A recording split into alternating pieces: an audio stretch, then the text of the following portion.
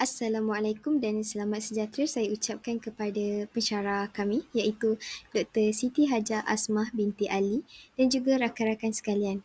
Saya Siti Nur Azli binti Muhammad Syuaib bersama rakan-rakan saya iaitu Nur Afika Iman, Nurul Anisa, Saidatul Adsyikin dan juga Suci Rahmanadi akan membentangkan berkaitan Leko-Leko Enterprise.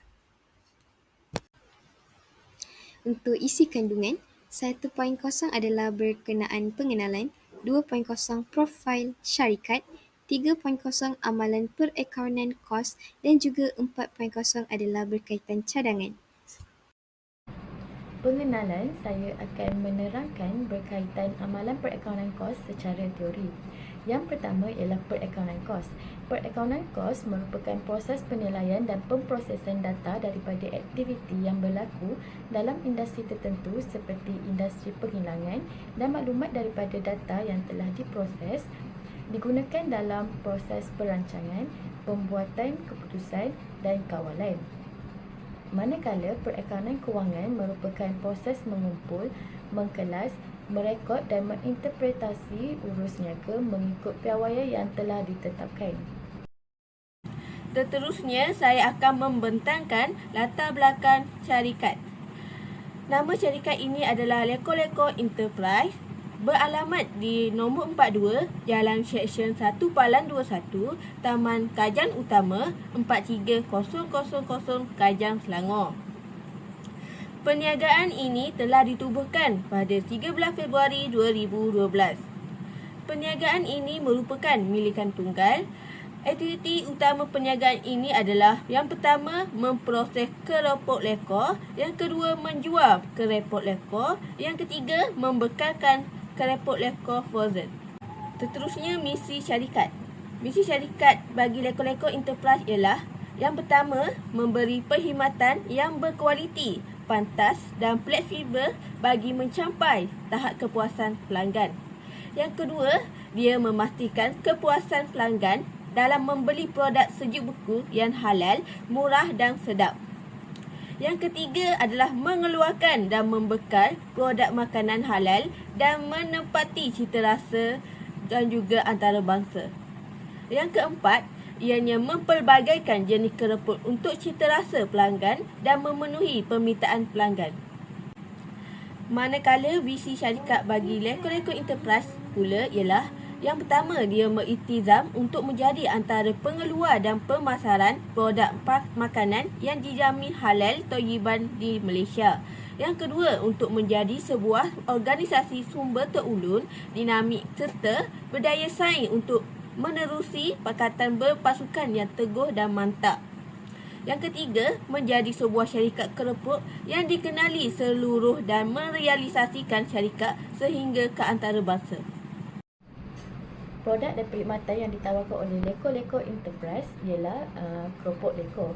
Manakala perkhidmatan yang kami sediakan adalah dengan menjual keropok leko yang telah siap diproses, membekalkan keropok leko sejuk beku serta menerima tempahan daripada pelbagai pihak. Seterusnya, saya akan membentangkan bagi struktur organisasi bagi Leko-Leko Enterprise yang diketuai oleh Ketua Eksekutif iaitu Nur Afika Iman bin Badli Shah, yang di bawahnya terdiri daripada dua pengurus iaitu pengurus pentadbiran iaitu Suci Ramadhani dan pengurus perkilangan iaitu Siti Nur Azli bin Muhammad Syuaib. Di bawah pentadbiran terdiri daripada dua jabatan iaitu Jabatan Pemasaran iaitu Nurul Anisa binti Tajuddin dan Jabatan Kewangan iaitu Saidatul Adsyikin binti Azmi.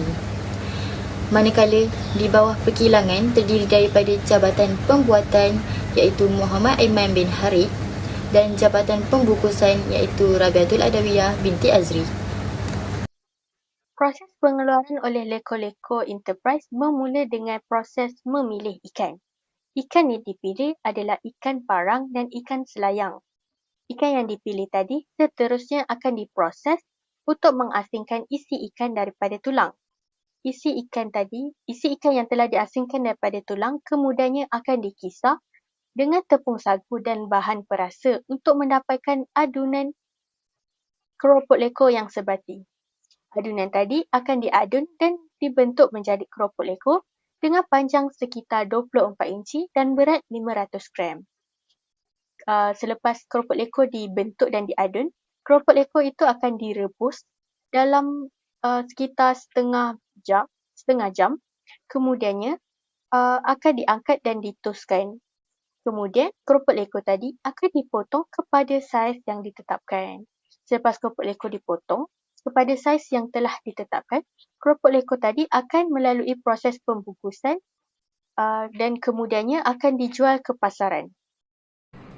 Seterusnya, tujuan perakaunan kos adalah untuk menyediakan maklumat pengurusan kos secara terperinci untuk mengawal operasi dan merancang masa depan organisasi. Oleh itu, untuk menjaga pengurusan dalaman, Leko-Leko Enterprise telah menjalankan perakaunan kos dengan tujuan. Yang pertama ialah kawalan kos. Leko-Leko Enterprise mengawal kos dari segi pembelian bahan mentah dan jam mesin. Dan yang seterusnya ialah mesin akan dijaga dengan rapi bagi mengelak berlaku kerosakan yang akan mengeluarkan lebih banyak kos. Yang kedua ialah membuat perancangan. Leko-Leko Enterprise akan membantu dalam membuat perancangan yang lebih baik dan mempertimbangkan prestasi pada masa akan datang. Manakala yang terakhir ialah membuat keputusan. Leko-Leko Enterprise dapat membuat keputusan sama ada akan meneruskan cara yang telah dilakukan atau mencari alternatif yang lebih efisien. Dan yang kedua adalah dapat membuat jangkaan untuk mengurangkan kos yang terlibat dan sumber dapat digunakan dengan lebih optimal. Seterusnya ialah kos-kos pengeluaran. Kos-kos pengeluaran adalah kos yang terlibat dalam proses pengeluaran produk di dalam organisasi. Oleh itu, antara kos yang terlibat dalam proses pengeluaran produk Leko-Leko Enterprise ialah yang pertama, kos bahan langsung yang terdiri daripada ikan selayang, tepung sagu, tepung gandum, Maggi cukup rasa, baking powder dan plastik. Yang kedua ialah kos buruh langsung yang terdiri daripada gaji operator kilang. Yang ketiga, kos overhead yang terdiri daripada bahan tak langsung, utiliti elektrik gas, utiliti gas kilang, insurans, susut nilai kilang, kos pembaikan dan penyelenggaraan. Yang terakhir ialah kos pentadbiran dan jualan yang terdiri daripada belanja angkutan keluar barang siap, belanja sewa pejabat dan gaji pengurus pentadbiran. Seterusnya, saya akan membentangkan jenis perakaunan kos. Leko-Leko Enterprise telah mengamalkan jenis perakaunan kos normal dalam perakaunan syarikat mereka. Hal ini demikian kerana Leko-Leko Enterprise telah mengamalkan kos overhead kilang yang diserap di mana ianya merujuk kepada pengekosan yang mengukur kos overhead kilang berdasarkan kadar overhead pratentu. Leko-Leko Enterprise juga telah membuat 2 tahap alokasi kos di mana berdasarkan kadar overhead pratentu yang berasaskan kadar jabatan. Ianya terdiri pada kos langsung dan kos tidak langsung mengikut setiap jabatan. Syarikat ini juga telah mengagihkan setiap kos jabatan pentadbiran serta jabatan pemasaran dan jualan kepada jabatan pengeluaran iaitu jabatan pembuatan dan pembungkusan. Syarikat ini juga telah menggunakan 3 kaedah di mana untuk mengagih kos dengan menggunakan kaedah langsung, kaedah urutan dan kaedah timbal balik. Leko-Leko Enterprise menggunakan pengukusan proses kerana Leko-Leko Enterprise menghasilkan produk yang seragam. Selain itu, penghasilan keropok leko pula perlu melalui proses pengeluaran yang berterusan. Antara sebab lainnya, Leko-Leko Enterprise menggunakan pengukusan proses adalah kerana Leko-Leko Enterprise mempunyai pengeluaran bersifat besar-besaran. Jadi, bagi memudahkannya untuk mengira kos produk pengeluaran, pengumpulan kos dilakukan mengikut jabatan. Baiklah, saya akan menjelaskan berkaitan 3.5 iaitu pengumpulan, pengklasifikasian dan juga peruntukan kos. Yang pertama adalah pengumpulan data dengan mendapatkan sebut harga. Leko-Leko Enterprise membuat perbandingan ikan berdasarkan jenis ikan di samping mengambil kira kuantiti serta keadaan ikan tersebut untuk memproses bahan-bahan tersebut menjadi keropok leko. Dan yang kedua adalah penggunaan dokumen sumber. Leko-Leko Enterprise menggunakan dokumen sumber seperti invoice, bil tunai, keratan cek atau cek dan juga tiket masa. Leko-leko enterprise merujuk invoice atau resit ini dalam menjalankan urus niaga jual beli serta merekod semua transaksi yang terlibat. Dan leko-leko enterprise juga menyediakan penyata kewangan berdasarkan data-data yang dilihat dan dikumpul daripada dokumen sumber. Dan akhir sekali adalah peruntukan kos. Kaedah langsung telah digunakan oleh leko-leko enterprise. Kaedah ini tidak mengambil kira hubungan antara jabatan perkhidmatan. Semua kos pada alokasi adalah terus dihubungkan kepada jabatan pengeluaran. Sebagai contoh, jabatan sokongan iaitu tenaga dan juga jabatan sokongan selenggara mengalokasikan kos secara langsung kepada jabatan pengeluaran iaitu penyiapan dan juga jabatan pengeluaran pembungkusan. Okey, baiklah. Kita sambung dengan 4.0 iaitu cadangan, dan saya akan menerangkan 4.1 berkaitan kos yang terlibat diasingkan mengikut tujuan pengkosan. Kita ada 3 tujuannya, iaitu pertama sekali adalah penilaian inventory, yang kedua pembuat keputusan dan yang ketiga adalah kawalan.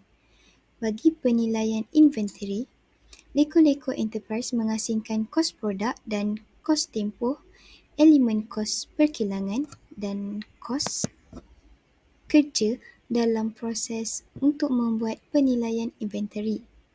Yang kedua adalah pembuat keputusan. Semua tingkah laku kos relevan dan tidak relevan, kos tenggelam dan kos melepas yang terlibat dalam setiap tindakan alternatif wajarlah diketahui oleh bahagian pengurusan leko-leko enterprise. Ini memudahkan leko-leko enterprise untuk membuat apa-apa keputusan dengan bijak dan baik. Dan akhir sekali adalah kawalan. Pengurusan leko-leko enterprise perlu mengetahui tingkah laku kos serta kos yang boleh dikawal dan kos yang tidak boleh dikawal di dalam syarikat mereka. Okey, sebentar tadi saya ada menerangkan berkaitan penilaian inventory iaitu leko-leko enterprise ini mengasingkan kos produk dan kos tempoh. Maka saya akan menjelaskan lebih lanjut berkenaan kos produk dan kos tempoh. Kos produk adalah seperti kos bahan langsung, kos buruh langsung dan juga kos overhead perkilangan. Manakala kos tempoh adalah kos yang terlibat semasa kos jualan. Seperti semua kos yang terlibat semasa kita menjalankan aktiviti jualan keropok leko dan juga kos pengurusan pentadbiran. Baiklah, leko-leko enterprise mengamalkan sistem pengurusan inventory tradisional. Inventory bahan mentah akan disimpan dan dikeluarkan daripada stor sekiranya diperlukan. Leko-leko enterprise juga akan membuat pesanan untuk membeli bahan-bahan mentah setiap bulan. Kos pembelian tepung gandum daripada pembekal adalah pada harga yang tetap dan pembekal juga telah menambahkan kos pada harga belian menyebabkan kos pesanan tepung gandum adalah tidak wujud. Saya akan menjelaskan lebih lanjut berkenaan ini pada slide berikutnya. Baiklah, bagi mengelakkan perkara sedemikian terjadi, leko-leko enterprise boleh menggunakan Economic Order Quantity iaitu EOQ. Model ini boleh digunakan oleh leko-leko enterprise untuk menentukan bilangan inventory yang perlu ditempah pada setiap kali pesanan. Maka, kos yang terlibat dalam pengurusan inventory akan berada pada tahap yang optimum dan isu pembaziran yang dikhawatiri berlaku serta kekurangan stok dapat dielakkan. Bahkan, kad stok juga boleh digunakan oleh pihak pengurusan leko-leko enterprise untuk mengenal pasti kuantiti bahan yang telah digunakan pada setiap bulan dan juga untuk memastikan tiada masalah kecurian inventory berlaku. Baiklah, berakhirlah pembentangan daripada kumpulan kami. Kami mohon maaf atas segala kekurangan. Yang baik itu datang daripada Allah Subhanahu Wa Taala dan yang buruk adalah daripada kelemahan kami sendiri. Sekian, terima kasih.